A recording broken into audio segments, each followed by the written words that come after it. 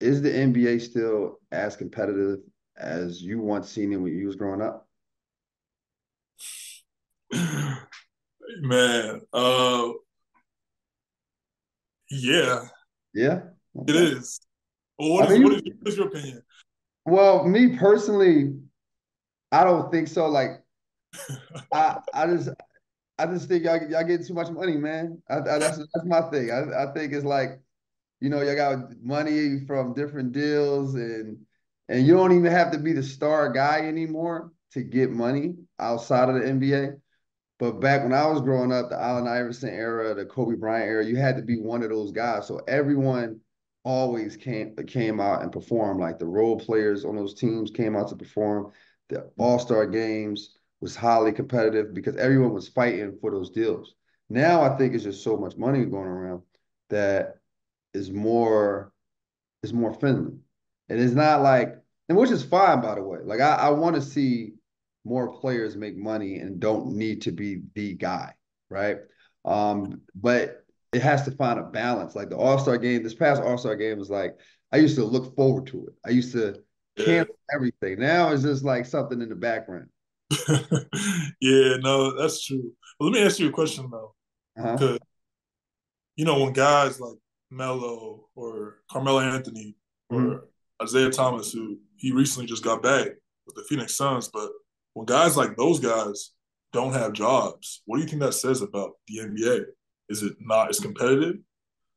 Because there's a lot of guys who can play who don't have jobs. True, very true. I mean, don't get me wrong. I think guys like Carmelo Anthony should be in the league. Isaiah Thomas, like you said, just got his opportunity to play in the NBA game. I do think it's more skill. I'm not saying it's not skill, but as far as competitiveness, Carmelo can make a team, but what the role that Carmelo served as far as being a scorer, where I don't I feel like teams don't see him doing that for them anymore. And I don't think he wants to take on that role. Like I think when they say he was coming off the bench for which one for the Rockets, for the Mm-hmm. Lakers, he didn't like it. He didn't like that role. So and I also think the NBA is a young man's business. I think they want the 22-year-olds, the 20, because they can build the league around you guys. So Yeah. I think that speaks to why a Carmelo Anthony wouldn't be in the league right now. Um, and he also achieved a lot too. I don't know how much he wants to. And but again though, I think that goes back to the money too.